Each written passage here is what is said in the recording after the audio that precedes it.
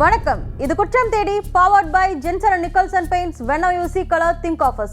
இணைந்து வழங்குவோர் விருந்து நிறுவ வெற்றிலை பாக்கு, விரும்பி வாங்குவது நிஜாம் பாக்கு, Karpaga Vinayaga education group, Kalaignar Karunanidhi institute of technology மற்றும் தனலட்சுமி ஸ்ரீனிவாசன் காலேஜ். இந்த சமூகத்தில் நடக்கிற முக்கியமான சில குற்ற சம்பவங்கள், அதன் பின்னணி, அதுல மறைந்திருக்கும் மர்மங்களை உள்ளதை உள்ளபடி பதிவு செய்யற நிகழ்ச்சி தான் இந்த குற்றம் தேடி. தமிழக அரசோட கோர தாண்டவ பிடியில அடிக்கடி சிக்கி தவிக்குது தூத்துக்குடி மாவட்டம். தூத்துக்குடி துப்பாக்கி சூடு படுகொலை சம்பவம் நடந்து 2 ஆண்டுகள் நிறைவடைந்த நிலையில இதே நேரத்துல தமிழக அரசோட காவல்துறையினால மீண்டும் ஒரு படுகொலை சம்பவம் அரங்கேறியிருக்கிறது. விசாரணைக்காக அழைத்து செல்லப்பட்ட 2 அப்பாவி வியாபாரிகள் மர்மமான முறையில உயிரிழந்திருக்கிறாங்க. இருவரும் உயிரிழந்தது எப்படி விவரிக்கிறது இன்றைய குற்றம் தேடி.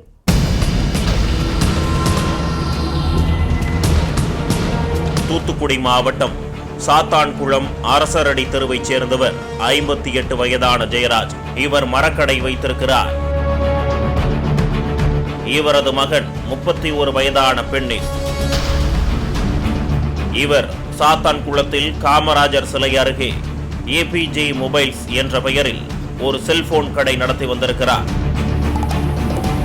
கொரோனா நோய் தொற்று பரவல் காரணமாக ஊரடங்கு உத்தரவு பிறப்பிக்கப்பட்டு சில விதிமுறைகளோடு படிப்படியாக தளர்த்தப்பட்டு வருகிறது. இந்த நிலையில் கடந்த வாரம் வெள்ளிக்கிழமை அன்று அரசு உத்தரவை மீறி ஜெயராஜ் கடையை திறந்து வைத்திருந்ததாக தெரிகிறது. அப்போது ரோந்து பணியில் இருந்து காவலர்கள் முத்துராஜ் மற்றும் முருகன் ஆகியோர் கடையை மூடச் சொல்லி ஜெயராஜை கண்டித்துள்ளனர். இதில் போலீசாருக்கும் ஜெயராஜுக்கும் இடையே வாக்குவாதம் ஏற்பட்டிருக்கிறது. அப்போது அங்கு வந்த பெண்ணீஸ் போலீசாரை சமாதானம் செய்ய முயற்சித்திருக்கிறார். ஆனாலும் போலீசார் அராஜக போக்கில் நடந்து கொண்டதாக சொல்லப்படுகிறது. இதனால் இரு தரப்பினருக்கும் இடையே கைகலப்பு ஏற்பட்டதாக சொல்லப்படுகிறது. இதையடுத்து வெள்ளிக்கிழமை ஜூன் 19ஆம் தேதியன்று பெண்ணீஸ் மீதும் அவரது தந்தை ஜெயராஜ் மீதும் அரசு உத்தரவை மீறுவது, அவதூறாக பேசுவது, அரசு ஊழியரை பணி செய்ய விடாமல் தடுப்பது போன்ற பிரிவுகளின் கீழ் சாத்தான்குளம் காவல்துறையினர் வழக்கு பதிவு செய்துள்ளனர். அதற்கு மறுநாள் 20ஆம் தேதி இருவரையும் விசாரணைக்காக காவல் நிலையத்திற்கு அழைத்துச் சென்ற போலீசார் காவல் நிலையத்தில் வைத்து ஜெயராஜை போலீசார் தாக்கியுள்ளனர். இதனால் ஆத்திரமடைந்த மகன் பெண்ணீஸ் அதனை தட்டி கேட்டிருக்கிறார். உங்க அப்பனை மட்டுமல்ல ஒன்னையும் அடிப்போம் என அராஜகத்துடன் நடந்து கொண்ட எஸ்ஐ ரகு கணேஷும் பாலகிருஷ்ணனும் தந்தை மகன் இருவரையும் சரமாரியாக தாக்கியுள்ளனர். ஆசனவாயில் லத்தியை வைத்து பலமாக தாக்கியதாகவும் சொல்லப்படுகிறது. இதனை அடுத்து 21ஆம் தேதி அதிகாலை 2:30 மணியளவில் காணொளி காட்சி மூலம் அவர்களை நீதிபதியின் முன்பு ஆஜர்படுத்தி கோவில்பட்டி கிளை சிறையில் அடைத்தனர். சாத்தான்குளம் காவல் நிலையத்துக்கு பக்கத்திலேயே பேரூரணி சிறை, தூத்துக்குடி மத்திய சிறை இருக்கிறப்போ 100 கிலோமீட்டர் தொலைவில் இருக்கிற கோவில்பட்டி சிறைக்கு இருவரையும் அடைத்தது ஏன்ற கேள்வி பலருக்கும் எழுந்திருக்கு. அது மட்டும் இல்லாம கொலைவெறி தாக்குதலோட இருவரையும் அடிச்சதால 2 பேரோட உடல்நிலையும் மோசமாகிருக்கு. இதய நோயாளியான ஜெயராஜ் திங்கட்கிழமையன்று காலை 11 மணியளவில் தனக்கு உடல் சோர்வாக இருப்பதாக சிறை அதிகாரிகளிடம் கூறியிருக்கிறார். அதனால் வெங்கடேசன் என்ற அரசு மருத்துவரை அழைத்து வந்து சிகிச்சை அளித்துள்ளனர். மேலும் உயர் சிகிச்சை தேவைப்பட்டால் மருத்துவமனைக்கு அழைத்து வருமாறு கூறியிருக்கிறார். இதையடுத்து அன்று மாலை 7 மணி அளவில் பெண்ணீஸுக்கு மயக்கம் ஏற்பட்டிருக்கிறது. சிறை அதிகாரிகள் அவரை மீட்டு அரசு மருத்துவமனைக்கு அழைத்துச் சென்றனர். அங்கு அவருக்கு தீவிர சிகிச்சை அளிக்கப்பட்ட நிலையில் இரவு 8:30 மணியளவில் சிகிச்சை பலனின்றி பரிதாபமாக உயிரிழந்துள்ளார் பெண்ணீஸ்.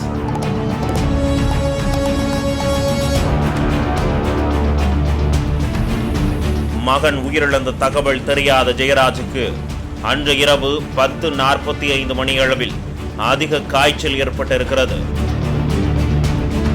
உடனடியாக அவரை கோவில்பட்டி அரசு மருத்துவமனைக்கு அழைத்துச் சென்றுள்ளனர். ஒருவேளை அவருக்கு கொரோனா வைரஸ் பாதிப்பு இருக்கலாம் என மருத்துவர்கள் சந்தேகப்பட்டதால் மறுநாள் காலையில் கொரோனா பரிசோதனை செய்ய திட்டமிட்டிருந்தனர். இந்த நிலையில் மறுநாள் காலையில் 5:30 மணியளவில் மூச்சு திணறல் ஏற்பட்டு ஜெயராஜும் பரிதாபமாக உயிரிழந்தார்.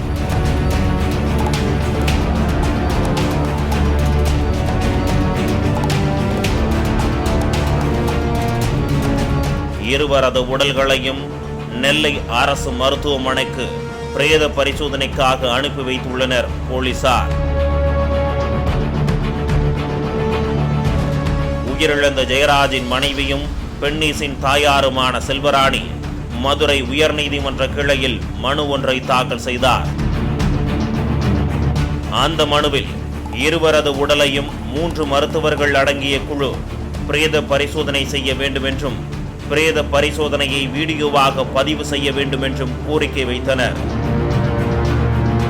அதனை அவசர மனுவாக ஏற்று விசாரித்த நீதிபதி பி. புகழேந்தி 3 மருத்துவர்கள் அடங்கிய குழு பிரேத பரிசோதனை செய்ய வேண்டும், அதனை வீடியோவாக பதிவு செய்ய வேண்டும் எனவும் உத்தரவிட்டார். இதனையடுத்து 2 பேரின் உயிரிழப்பு சம்பவம் குறித்து வழக்கு பதிவு செய்த கிழக்கு காவல் நிலைய போலீசார் அவர்களின் மரணத்திற்காக காரணம் குறித்து விசாரணை நடத்தி வந்தனர். இறந்தவர்களின் உடலை வாங்க மறுத்து போராட்டம் நடத்திய உறவினர்களும் ஊர் மக்களும் போலீசார் மீது பல்வேறு குற்றச்சாட்டுகளை வைக்கின்றனர். சம்பவத்தன்னைக்கு அவங்க அப்பா விசாரணைக்கு கூட்டு போகிறாங்க. அந்த நேரத்தில் வந்து நானும் அவர் கூட தான் அந்த கடையில் இருக்கேன். விசாரணைக்கு கூட்டு போகிறத சொல்லி வண்டியில் ஏற்றின உடனே ஒரு ஆட்டோக்கார் வந்து சொல்கிறாப்புல. சொன்ன உடனே நாங்கள் போய் எங்களுக்கு தெரிஞ்ச உடனே அங்கே ஸ்பாட்லேயே கேட்குறோம். பாலகிருஷ்ணன் சாரும் இன்ஸ்பெக்டர் சாரும் இருக்காங்க. அவங்ககிட்ட கேட்ட உடனே 2 பேரும் ஸ்டேஷன் வாங்கன்னு சொல்லிட்டாங்க. நாங்கள் ஸ்டேஷன் போனோம். ஸ்டேஷன் போன இடத்துல இப்போ அவங்க வந்து அவங்க அப்பா மேலே உள்ள ஆத்திரத்தில் அவங்க அப்பா அடிக்கக்கூடிய நேரத்தில் இவன் வந்து போய் எதுக்கு சார் எங்கள் அப்பாவை பிடிச்சிட்டு வந்தீங்கன்னு சொல்லி கேட்குறாங்க. கேட்ட உடனே அதுக்கு வந்து அவங்க வந்து ஏன் இப்படி வந்து ஸ்டேஷனில் வந்து சத்தம் போடுறேன்னு சொல்லி அவனை பிடிச்சி அடிக்கிறாங்க. அடித்த உடனே இவன் தடுக்க தான் செய்கிறான். இருந்தாலும் நீ ஏன் தடுக்கிறன்னு சொல்லி இவனை வந்து அடின்னு அடிச்சிட்டாங்க. இதனால் காலையில் வந்து அவனுக்கு காலையில் தான் ரிமாண்ட் பண்ணுறாங்க. ட்ரீட்மெண்ட் பண்ணும்போதே அவனுக்கு இப்போ ப்ளீடிங் ஆகிக்கிட்டு இருக்கு பின்னாடி. அதை வந்து 4 லுங்கி மாற்றிட்டான். மேஜிஸ்ட்ரேட்டை கொண்டு இது பண்ணுறாங்க. மேஜிஸ்ட்ரேட் கொரோனா டைம் இதனால அவங்க வந்து தள்ளி இருக்கிறாங்க. ஐயா தள்ளி நின்று அங்கேருந்து பார்க்குறாங்க. பார்த்து தானே இவங்களை ரிமாண்டு கொண்டு போகிறாங்க. ரிமாண்டு வந்து கோயில்பட்டி சப்ஜெக்டுக்கு தான் கொண்டு போகிறாங்க. இங்கே சிறுவைகுண்டம் பேரூராணிக்கு அங்கே கூட்டு போகாமல் பாளையங்கோட்டை இருக்குது, ஆனால் அங்கே கூட்டு போயிருக்காங்க. காயங்கள் வந்து இருந்துச்சு. கை வீங்கிருந்துச்சு, கையில் நல்லா வீங்கிருந்துச்சு, கையில் தொளி உறிஞ்சிருந்துச்சு. ஆசனவாய் குழாயில் பின்னாடி ரத்தம் வந்துச்சு. சரி ஒரு 70 பேர் போட்டு விட்டு நானும் ஒரு மணி மாறணும் 1,000 தான் நின்னோம். சரி எங்களுக்காக விடுங்க சார், விட்டுருதானே நம்பி உட்காந்துருந்தோம். சரி 8:30 நடந்துச்சு. திருப்பி 9:30 ஆயிடுச்சு. 9:30 நான் போய் கேட்டேன். எஸ்பிசிடி கூட ஃபோன் பண்ணி கேட்ட உடனே அவர் சொன்னார், ஏன்னா 70 போட்டு விட்டுருவாங்கண்ணே, வேறு ஏதாவது ஒன்று எடுக்க மாதிரிங்க. அதுக்கப்புறம் 9:30க்கு பிறகு அடிச்சுக்கிட்டே இருக்காங்க. அவங்கள அடித்ததை விட்டால் வெளியில் விட்டாச்சுன்னா ப்ராப்ளம். அவங்க வெளியில் விடுற கண்டிஷன் அவங்க இல்லை, பாடி கண்டிஷன் இல்லை. திருப்பி நான் 10:30க்கு இன்ஸ்பெக்டர் கேட்டேன். இன்ஸ்பெக்டர் வாங்கினா விட்டுருந்தேன் நாப்பில். திருப்பி நான் உள்ளே போனேன், விடலை. எல்லாம் கேஸை போட்டு ரிமாண்ட் பண்ணுறேன். ரிமாண்டுக்கு அந்த ரவின்னு ஒரு ஏட்டையை வந்து கைக்கு வாங்கினார். சரி இன்னும் ஒன்றும் முடியாதுன்னு தெரிஞ்சு போச்சு. அதுக்கப்புறம் நான் 11 மணிக்கு வீட்டுக்கு போயாச்சு. காலைல 9 மணிக்கு ஆஸ்பத்திரி கூட்டு வந்தாங்க. ஆஸ்பத்திரிக்கு போனோம். என்ன நடந்துச்சு அவங்கள்ட்ட ஒருத்தரும் பேச விடலை. அவங்க ஒரு 4 பாட்டில் குளுக்கோஸ் வேலை ஏற்றிருந்தா கூட குறைச்சிருப்பாங்க. அதுக்கு யாருமே டாக்டரும் சப்போர்ட் பண்ணல, போலீஸும் சப்போர்ட் பண்ணல. இன்னைக்கு அவங்க வர சொன்னாங்க. மேஜிஸ்ட்ரேட் சொன்னோன்னு திருநாட்டும் கண்டிப்பாக போடணும் எங்களுக்கு. நாங்கள் 176 போட்டிருக்காங்க. ப்ராப்பராக உள்ள இன்னைக்கு விசாரணை பண்ணோன்னா அதில் திருநாட்டு போடணும் கண்டிப்பாக. அடுத்த சிபி விசாரணை கண்டிப்பாக வேணும். இதில் சம்பந்தப்பட்டவங்களுக்கு எல்லாத்துக்கும் செய்யணும். லாக்அப் மரணம் குறித்த விஷயம் காட்டுத்தீ போல பரவ உள்ளூர் அரசியல் கட்சியினரிடமிருந்து கண்டன குரல் எழத் தொடங்கியது. சாதாரண அப்பாவி வியாபார பெருமக்கள், அவர்கள் எந்த குற்றமும் இதுவரை குற்ற வழக்கிலோ அந்த பகுதியில் விசாரிக்கின்ற போது எந்த தவறும் செய்யாதவர்களாக இருக்கின்ற அவர்களுக்கு இந்த நிலை ஏற்படுகின்றது என்று சொன்னால் இன்றைக்கு காவல்துறையினுடைய அராஜகம் என்பது தமிழகம் முழுவதும் பரவி இருக்கின்றது. அந்த வகையில் இன்றைக்கு சாத்தாங்குளம் பகுதியிலும் இந்த இருவர் மரணத்துக்கு காரணமாக இருக்கின்றார்கள். இன்றைக்கு வியாபார பெருமக்களாக இருக்கின்றவர்கள் அத்தனை பேரும் இன்றைக்கு இதுபோல நிலை வரும் என்று சொன்னால் நாம் தொழில் செய்கின்றவர்களே நாம் என்ன பாடுபட போகின்றோமோ என்ற பதைக்கக்கூடிய நிலை இருக்கின்றது. 2 பேர் மரணமடைந்திருக்கின்றார்கள் என்று சொன்னால் இன்றைக்கு சாத்தாங்குளம் பகுதியில் இருக்கின்ற வியாபார பெருமக்கள், அந்த பகுதியில் இருக்கின்ற அரசியல் கட்சியை சேர்ந்தவர்கள் அத்தனை பேரும் உண்டாக சேர்ந்து இதற்கான நீதி விசாரணையை சரியாக இந்த அரசாங்கம் கொண்டு செல்ல வேண்டும் என்ற வகையிலே போராட்ட கழகம் அமைத்து ஏறக்குறைய 2000-3000 பேர் கூடி இதில் நீதி விசாரணை வேண்டும், காவல்துறையுடைய அராஜகத்தை முழுவதுமாக விசாரித்து அதற்கான நடவடிக்கைகளை எடுக்க வேண்டும் என்ற வகையிலே வலியுறுத்தி போராட்டம் நடந்தது. ஏற்கனவே ஸ்டெர்லைட் ஆலைக்கு எதிரான போராட்டத்தில் 13 பேரை சுட்டு கொலை செய்த எடப்பாடி பழனிசாமியின் காவல்துறை தொடர்ந்து மக்களை அச்சுறுத்தி வருவதாகவும் தொடர்புடைய காவலர்கள் மீது நடவடிக்கை எடுக்க வேண்டும் என தூத்துக்குடி திமுக நாடாளுமன்ற உறுப்பினர் கனிமொழி கண்டனம் தெரிவித்தார். தூத்துக்குடி மாவட்டம் சாத்தான்குளத்திலே தந்தை ஜெயராஜ், மகன் ஃபைசல் இருவரும் காவல்துறையினரால் கைது செய்யப்பட்டு அவர்கள் அடுத்த நாள் போலீஸ் கஸ்டடியிலிருந்து ஜுடிஷியல் கஸ்டடிக்கு மாற்றப்படுகிறார்கள். மாற்றிய மறுநாள் இருவரும் தந்தையும் மகனும் மரணமடைந்திருக்கிறார்கள். தளபதி அவர்களும் இதற்கு முதலமைச்சர் பொறுப்பேற்றுக் கொள்ள வேண்டும் என்று அறிக்கை வெளியிட்டிருக்கிறார்கள். மிக மர்மமான முறையிலே மனித உரிமை மீறப்பட்டு தந்தை மகன் இருவரும் போலீஸ் அவர்களுடைய பாதுகாப்பிலே இருந்த அந்த இருவரும் மரணமடைந்திருக்கிறார்கள். இது பல கேள்விகளை, சந்தேகங்களை எழுப்பக்கூடியதாக இருக்கிறது. இதற்கு பொறுப்பேற்று காவல்துறை அதிகாரிகள் இருவரும், எஸ்ஐ இருவரும் பணி நீக்கம் செய்யப்பட வேண்டும் என்ற கோரிக்கையை திராவிட முன்னேற்ற கழகத்தின் சார்பிலே நான் வைத்திருக்கிறேன். இதன் மீது காவல்துறையினர், அதிகாரிகள் நடவடிக்கை எடுக்க வேண்டும். மக்களுக்கு அந்த 2 மரணங்களுக்கு நியாயம் கிடைக்க வேண்டும், நீதி கிடைக்க வேண்டும். இதையடுத்து சாத்தான்குளம் காவல் நிலைய உதவி ஆய்வாளர் ரகு கணேஷ் மற்றும் பாலகிருஷ்ணன் ஆகிய இருவரையும் தூத்துக்குடி ஆயுத படைக்கு மாற்ற மாவட்ட காவல் கண்காணிப்பாளர் அருண்கோபாலன் உத்தரவிட்டார். இது குறித்து ஊடகங்களிடம் பேசிய தூத்துக்குடி மாவட்டம் ஆட்சியர் சந்தீப் நந்தூரி சம்பந்தப்பட்ட போலீசார் இருவரையும் சஸ்பெண்ட் செய்ததாகவும், மேலும் சம்பவம் நடந்த அன்று காவல் நிலையத்தில் பணியில் இருந்த அனைத்து காவலர்களுமே இடமாற்றம் செய்யப்பட உள்ளதாகவும் கூறினார். இது குறித்து பேசிய வழக்கறிஞர் ஜெபராஜ் காவலர்கள் மீது கொலை வழக்கு பதிவு செய்ய வேண்டும் என தெரிவித்தார். இருவருடைய உடலிலும் பின்பாகத்தில் இரத்தம் வடிய அவருடைய ஆடைகள் முழுவதும் இரத்த வெள்ளத்தில் நனைந்திருக்கக்கூடிய அளவுக்கு அவர்களுக்கு காயம் இருந்தது.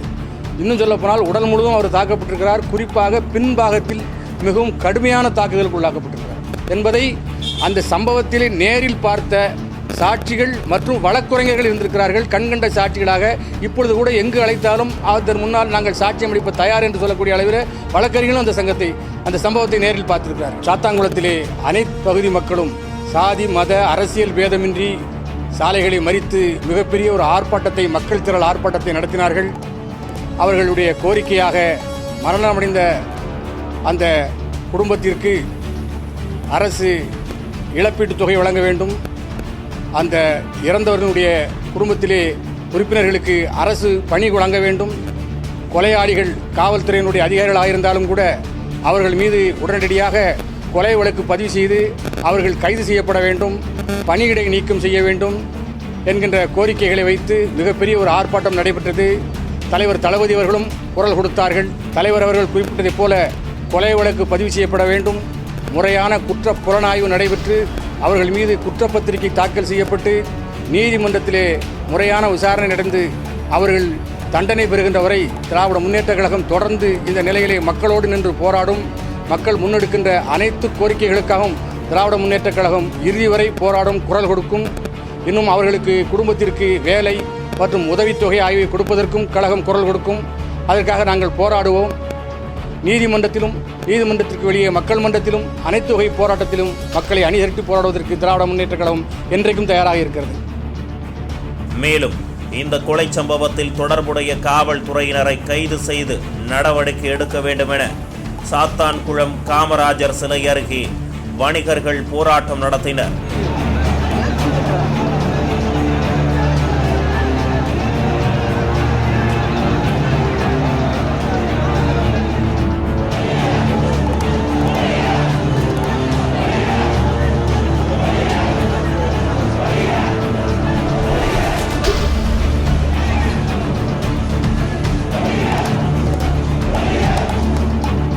வணிகர்கள் காவல்துறையில் தாக்கப்பட்டு இறந்திருப்பதால் ஒரு நாள் கடைகளை அடைக்கப் போவதாக சில வணிகர் சங்கங்கள் அறிவித்துள்ளன. தமிழ்நாடு வணிகர் சங்கங்களின் பேரமைப்பின் இணைந்த சங்கமான தூத்துக்குடி மாவட்டத்தை சார்ந்த சாத்தான்குளம் சங்கத்தினுடைய உறுப்பினர் ஜெயராஜ் அவருடைய மகன் வெளியில் அவர்களுடைய மறைவு காவல்துறையினுடைய அத்துமீறலால் படுகொலை செய்யப்பட்டதை கண்டித்து தமிழகம் முழுவதும் வணிகர் மத்தியிலே பல்வேறு கொந்தளிப்பை ஏற்படுத்தி கொண்டிருக்கிறது. கொலை செய்யப்பட்ட குற்றவாளிகள் மீது கொலை வழக்கு பதிவு செய்யப்பட்டது என்ற செய்தியை மரியாதைக்குரிய முதலமைச்சர் அவர்கள் தெரிவிக்க வேண்டும் என்பதை வலியுறுத்தியும் தமிழகம் முழுவதும் இதுபோன்ற அநீதி வருங்காலத்தில் எக்காலத்திலும் நடந்துவிடக் கூடாது என்பதை வலியுறுத்தியும் தமிழகம் தழுவிய அளவில் நாளை கடைகளை அடைத்து மாலை 5 மணிக்கு 5000 இடத்திற்கு மேலாக அந்தந்த சங்கத்திலே மெழுகுவர்த்தி ஏந்தி அஞ்சலி கூட்டம் நடத்தப்படும் என்பதை தீர்மானமாக நிறைவேற்றப்பட்டிருக்கிறோம். தொடர்ச்சியாக 30ஆம் தேதி அன்று வருகின்ற அடுத்த செவ்வாய்க்கிழமை அன்று தமிழகம் முழுவதும் உள்ள அனைத்து காவல் நிலையத்திற்கும் நேரடியாக பேரமைப்பு நிர்வாகிகள் சென்று இதுபோன்ற சம்பவம் நடத்தக்கூடாது என்பதை வலியுறுத்தி புகார் மனு தர இருக்கிறார்கள் என்பதையும் வலியுறுத்துகிறோம். இனிமேல் ஒரு காலகட்டத்திலும் வியாபாரிகளை காவல்துறை அடிக்கக்கூடாது என்பதை கட்டாயமாக வலியுறுத்தப்பட வேண்டும் என்பதை தமிழ்நாடு வணிகர் பேரமைப்பு வலியுறுத்துகிறது. இந்நிலையில் தனது சகோதரர் மற்றும் தந்தையின் உடல் முழுவதும் காயங்கள் ஏற்பட்டிருக்கிறது. இரவு முழுவதும் போலீசார் அவர்களை அடித்து துன்புறுத்தி இருக்கிறார்கள். உயிரிழந்தவர்களுக்கு தலா 10 லட்சம் இழப்பீடு தருவதாக தமிழக அரசு அறிவித்திருக்கிறது. அதே 20 லட்சம் பணத்தை நாங்கள் அரசாங்கத்திற்கு தருகிறோம். இறந்தவர்களின் உயிரை திருப்பிக் கொடுக்க முடியுமா என ஆவேசத்துடன் கண்ணீர் மல்க பேட்டி அளித்திருக்கிறார் ஜெயராஜின் மகள் பெர்லிஸ்.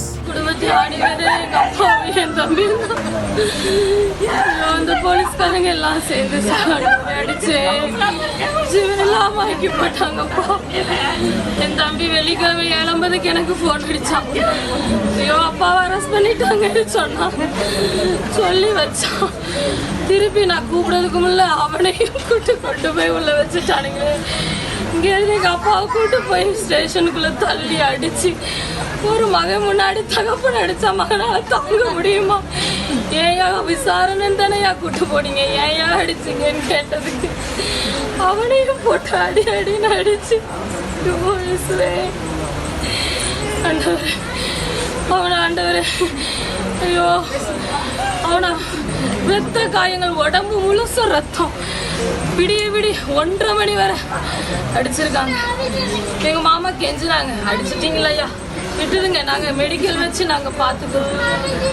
ஆனா விட மாட்டேன், இறக்கமே செய்யல. அந்நேரம் ஸ்டேஷன்ல அத்தனை போலீஸும் போட்டு அடிச்சிருக்காங்க. என் தம்பி இறந்த போட்டோ நான் பார்த்தேன். ஆண்டவரே அந்த போட்டோல அவனுக்கு நெஞ்சு முடி அவ்வளோ இருக்கும். நெஞ்சு முடியெல்லாம் பிடிங்கிருக்காங்க. ஐயோ நெஞ்சு முடியெல்லாம் பிடிங்கிருக்காங்க. இந்நிலையில் ஜெயராஜ் மற்றும் பென்னிஸ் இருவரது உடல்களும் மேஜிஸ்ட்ரேட் பாரதிதாசன் முன்னிலையில் அரசு மருத்துவர்கள் செல்வமுருகன், பிரசன்னா, சுதன் ஆகியோர் பிரேத பரிசோதனை செய்தனர். வீடியோ பதிவுடன் பிரேத பரிசோதனை நடந்து முடிந்த நிலையில் சம்பந்தப்பட்ட காவல்துறையினர் மீது கொலை வழக்கு பதிவு செய்யாமல் உடல்களை வாங்க மாட்டோம் என போராடி வருகின்றனர் உறவினர்களும் ஊர் மக்களும்.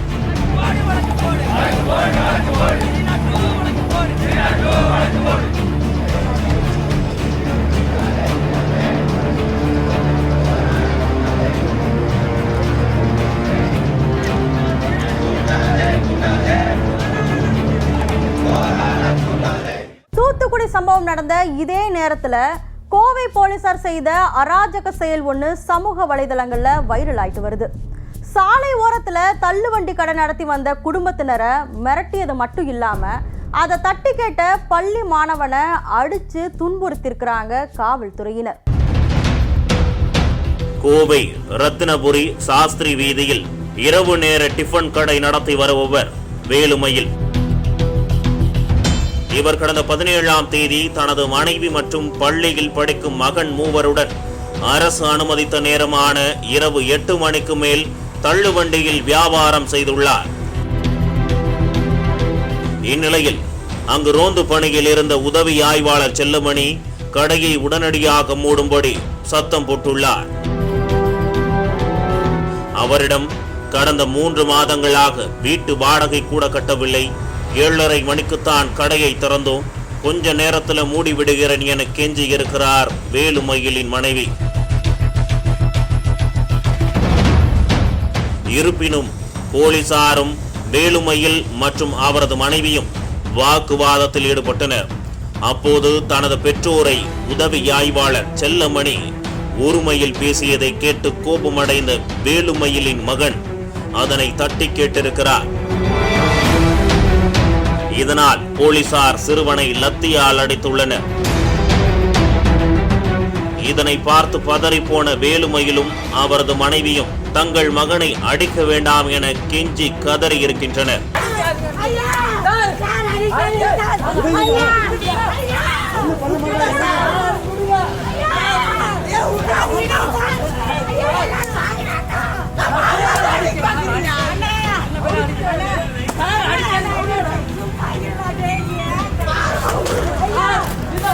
ஆனாலும் அவர்களது பேச்சை காது கொடுத்து கூட கேட்காத உதவி ஆய்வாளர் செல்லமணி சிறுவனின் சட்டையை பிடித்து அடித்து கிழித்து கொடூரமாக துன்புறுத்தியதோடு சிறுவனை வாகனத்தில் ஏற்றிக்கொண்டு சென்றுள்ளனர்.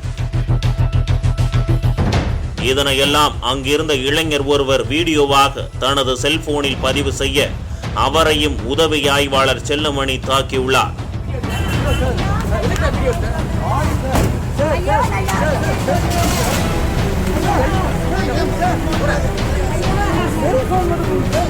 தற்போது அந்த இளைஞர் எடுத்த வீடியோதான் போலீசாரின் அராஜக சம்பவத்திற்கு ஆதாரமாக மாறியிருக்கிறது. பிறகு சிறுவன் படிக்கும் பள்ளியில் தலைமை ஆசிரியரிடம் சிறுவனின் நடவடிக்கை குறித்து விசாரித்துவிட்டு வழக்கு ஏதும் பதிவு செய்யாமல் வீட்டுக்கு ஆள் அனுப்பி வைத்துள்ளனர். ஆனாலும் ஆத்திரமடங்காத போலீசார் சிறுவனின் தந்தை வேலுமயில் மீது பொது இடத்தில் இடையூறு ஏற்படுத்தியதாக வழக்கு பதிவு செய்து பிறகு விடுவித்திருக்கின்றனர். மக்களுக்கு பாதுகாவலனா இருக்க வேண்டிய காவல்துறையை தனது அதிகாரத்தை பயன்படுத்தி மக்களை அச்சுறுத்தும் ஏவல் துறையாக மாற்றியிருக்கிறது இந்த ஆளும் கட்சி.